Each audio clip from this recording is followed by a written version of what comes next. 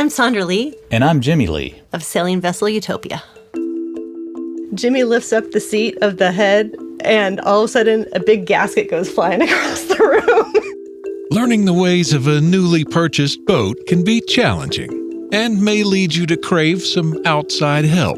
I was very interested in taking on crew, and so when our friends offered, I wanted to jump all over it.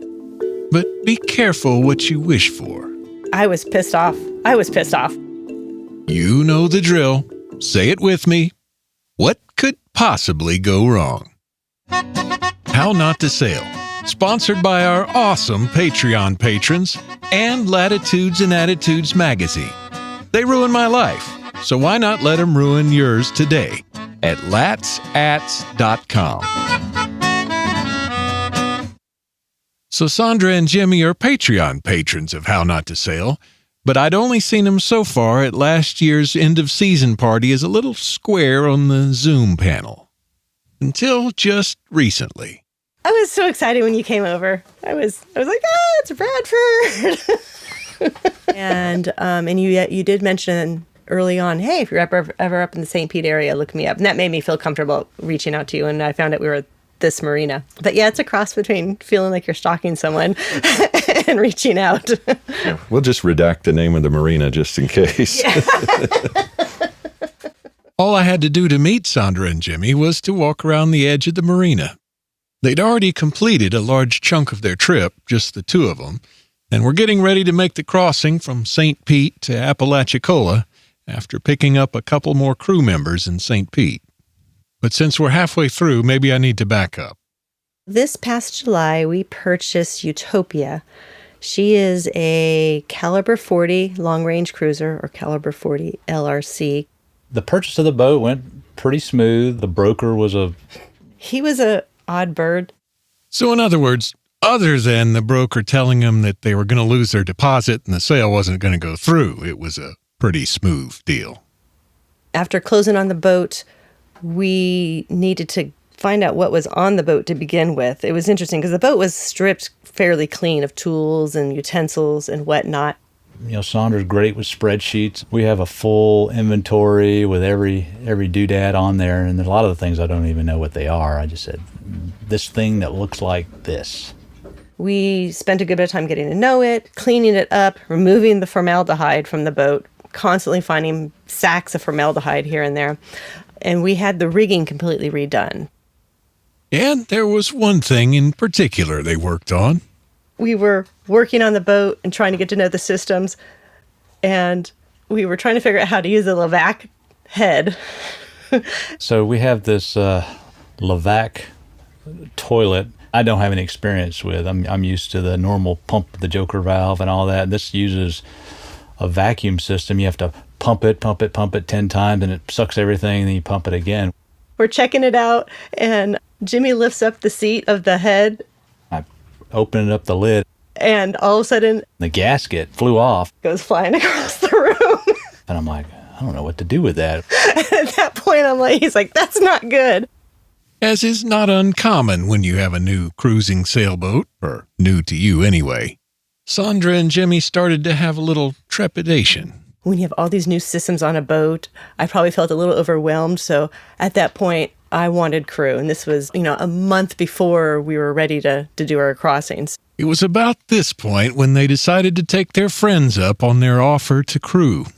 We met Cam and Denise through our local yacht club up in south of Tallahassee and have gone out on day sails with them. We've raced against them. So Sondra and Jimmy thought it was a good idea to take their friends up on their offer to crew, notwithstanding that they had slightly different sailing styles. Cam and Denise had a lot of experience sailing, and particularly racing. Oh, he's pretty serious as a racer. He's had a couple of racing boats over the years while we've known him, and recently they bought a real sporty model. Do you think Cam's racing experience impacts his approach to sailing? I think there's times when someone is a racer and they're out there cruising. A lot of times they do want to optimize everything and go as fast as possible. And he asserts a fair amount of leadership on the vessel as well. And having someone with experience to lean on seemed like a great thing to Sondra and Jimmy as they sorted through their newly purchased 40-foot sailboat. But something interesting happened between finding and removing all the sacks of formaldehyde and playing with toilet gaskets. Now, time had passed between the time we accepted it and we really got to know the boat. We would come up, the boat was in a yard, we'd spend a weekend getting into the systems, getting more comfortable. They started to feel confident about how the boat worked, and by the time they got to St. Pete to pick up the crew, they'd feel a little more confident about sailing her. Between anchoring and mooring and entering slips and getting to know the boat really well, my confidence level really went up. I think when it came down to the crossing, we decided we probably could have handled it by ourselves. I think we definitely had the skills to do it. And those skills were developed thanks in no small part to a few how not to sail moments on the first leg of the trip from Port Charlotte up to St. Pete, starting with splashing her. How not to sail 101. Splashing, a polite euphemism for standing by with a large pucker factor while they lower your multi-ton vessel from a mobile crane into the water. More often than not, the vessel does not immediately sink. It was pretty stressful because I knew that boat was going to get splashed and we were immediately going to have to take off in that boat, and we've never piloted it before. And one of the first things they'll need to do in their new boat is one of the most dangerous things you can do in a cruising sailboat. I'm pretty comfortable with all, the sailing and the navigating and all that, but docking, I care less if I ever had to dock again. That's right, docking. Or really anything to do with maneuvering around what our friend Captain Pete might call the crunchy bits which surround the water. And just to make things interesting, soon enough on a Saturday morning, Sondra and Jimmy were finding themselves pulling up in a headwind to a dock in front of a lock. And the piles for this dock are really tall. They're probably 10 feet tall, maybe 8 feet tall. I might be exaggerating, but they're over your head. Jimmy had some concerns about entering a lock for the first time in their newly purchased boat. He was nervous about the lock, and I think he let all of his fears come forward. You want to make sure you get the green light. If you didn't get the cycle right, the lock could close on you, which has happened. He decided he was going to pull us into the lock. So he put one line on the stern, one line on the bow. I expressed my concern that I did not like the plan, but I could tell he was adamant. He wanted to try it. So he starts walking the boat forward. He has one line to the bow in one hand, one line to the stern in the other hand. I think it was getting more and more difficult because the headwind, we had a wind directly on the bow, pushing him. And I just stood there, put my arms up in the air. I'm like, I have no control over this boat right now.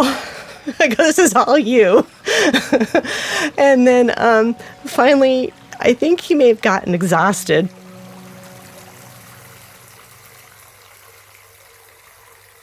But after much exertion, Jimmy did manage to get the boat into the lock. And there's a chain there at the console, and you have to hold it for about 60 to 90 seconds to let the locks close, change elevation, and then it opens up on the other side. So Jimmy goes up to the lock mechanism. I'm sorry. He puts 1 foot over the lifeline on the wall, and 1 foot's on the boat. He's trying to hold the ropes that hang down that keep you close to the wall with one hand, and the other hand he's pulling down the mechanism to operate the gate. I was not going to let that go. That if I was going to just be dangling from that chain and the boat was across, I mean, that would have been the case. And then he started doing the splits. One leg was like up tight against the lifeline, the other one was on the wall. And I think I may have yelled, just stop, just come back to the boat. He's like, no, I'm going to do it. I'm going to do it. I'm going to do it. And they did do it, but not without a few teachable moments. I learned on this trip that it is normal to desire mutiny. the key is not to act on it.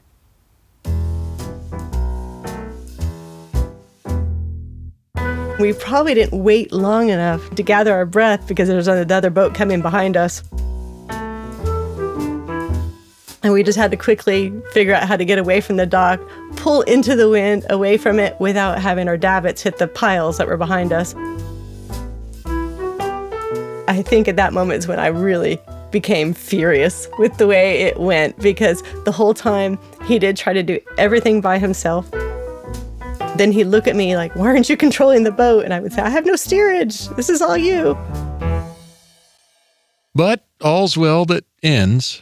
I think we didn't speak to each other for another 5 minutes until we got on out into Charlotte Harbor.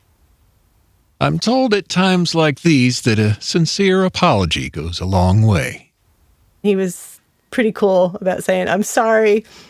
That did not go very well." But meanwhile, Sondra was running into something that I think may be a theme in this episode. I've got to learn to just go with my gut and not to succumb to every piece of advice, whether or not you like it. At any rate, they made amends and headed north to St. Pete, where they were due to pick up their crew, Cam and Denise, for the Gulf crossing over to Apalachicola. And that's where I happened to run into them. Something popped in my head. I said, I think that's where Bradford Rogers from How Not to Sail might have his boat moored. So I went ahead and sent an email. And apparently, I might have been the first guest aboard Utopia, however briefly. I asked Sondra if she might take some phone recordings during their crossing, if nobody minded.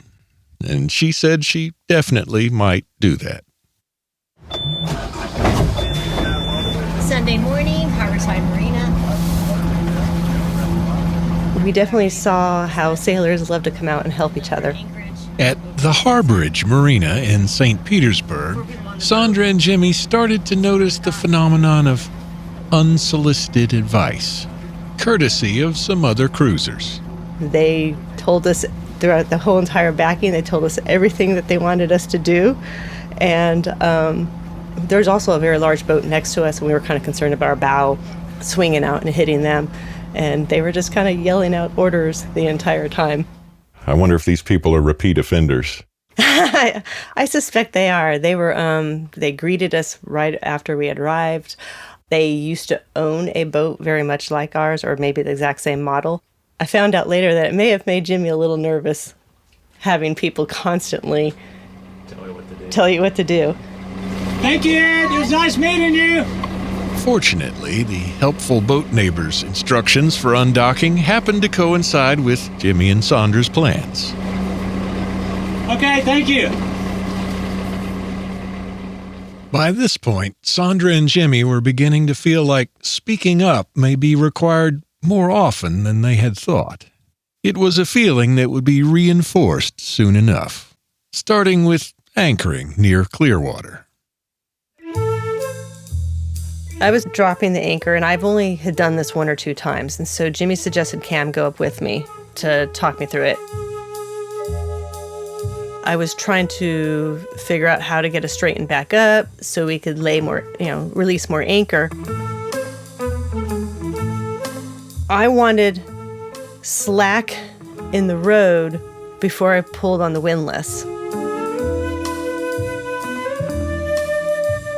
And Cam said, "No, it's okay. You could pull the road in without slack in it."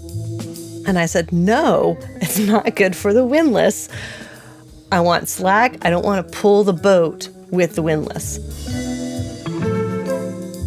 I think he was the one that hit the up button on the windlass, and the road started coming in, and the boat pivoted, and the road came off of the roller and got hung up on the U-bar and totally knocked the U-bar out of angle. And I was screaming at him, "Stop, stop, stop!" And he stopped, and I think he got very quiet at that point. And we waited for some more slack before we pulled the rest of it in. I was pissed off. I was angry. I was very adamant against pulling the rode in with the taut line. And when I had saw that it jumped off the roller and it had bent that U-bar back, I was furious.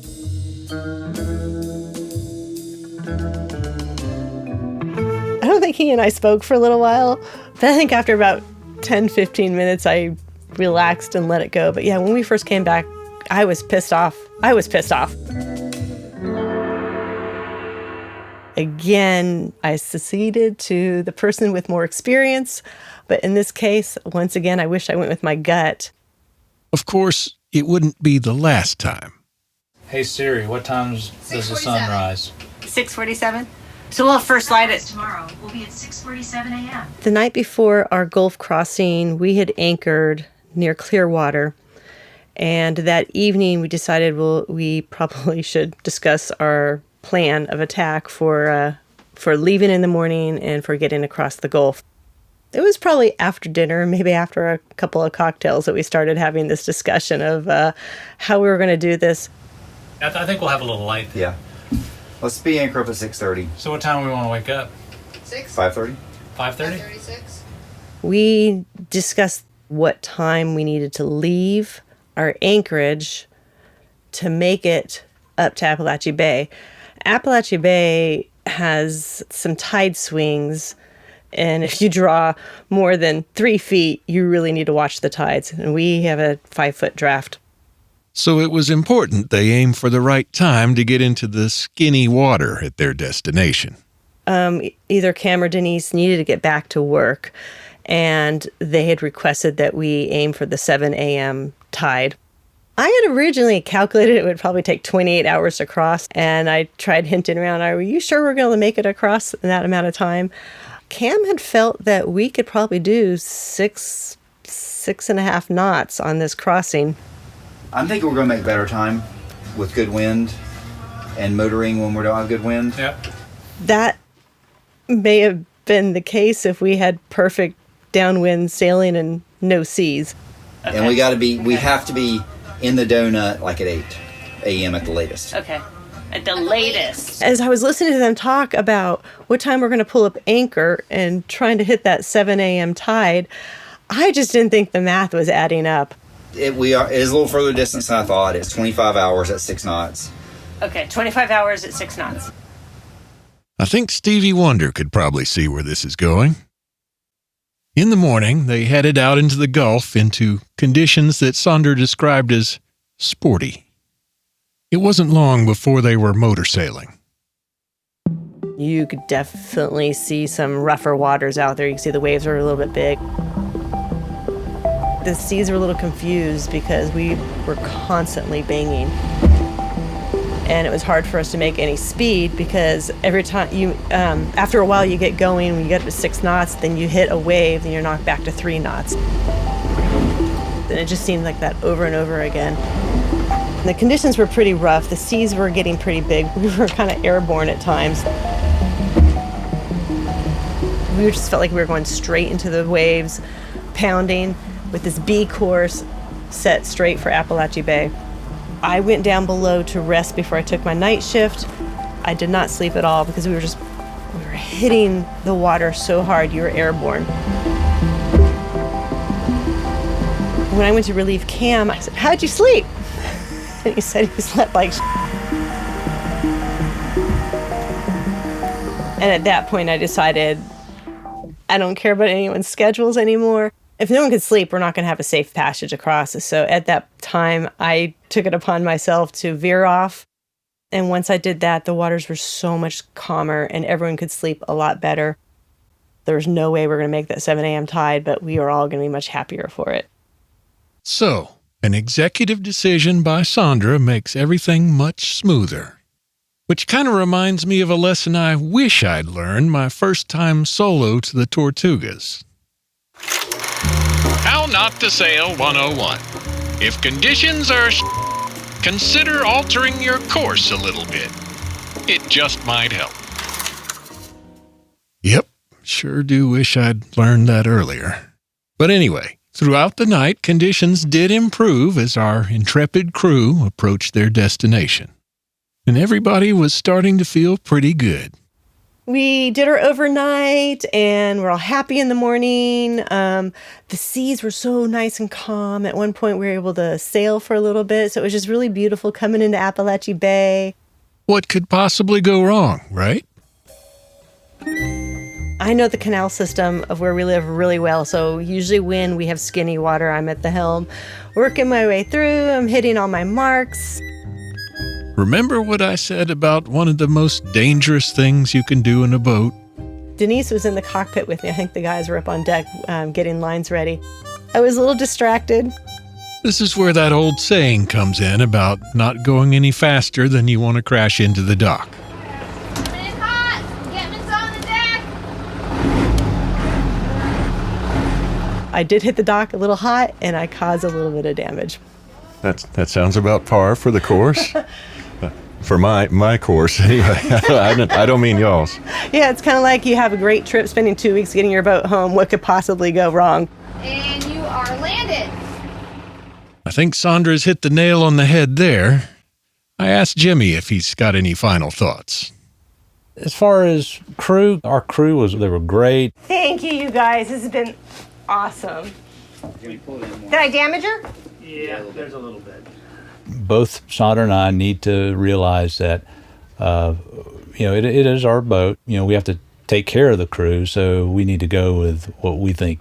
So, yeah, just speak up more. I wholeheartedly agree. Unless you're on my boat. In which case, will you please keep it down while I'm trying to dock or undock? I really would appreciate that. Join us again on April 15th, that's Tax Day, for the next episode, which I imagine will be the one called Reefer Madness, which has nothing to do with smoking. Big thanks to Cam and Denise for being good sports and letting me illustrate a point, and the whole crew would like to stipulate that overall they had an actually nice time and that nothing ever goes quite as catastrophically wrong as it sounds like when you're telling the story at the bar. Thanks to our awesome Patreon crew. It was nice to talk to Doug on Zoom the other day. And to Latitudes and Attitudes magazine.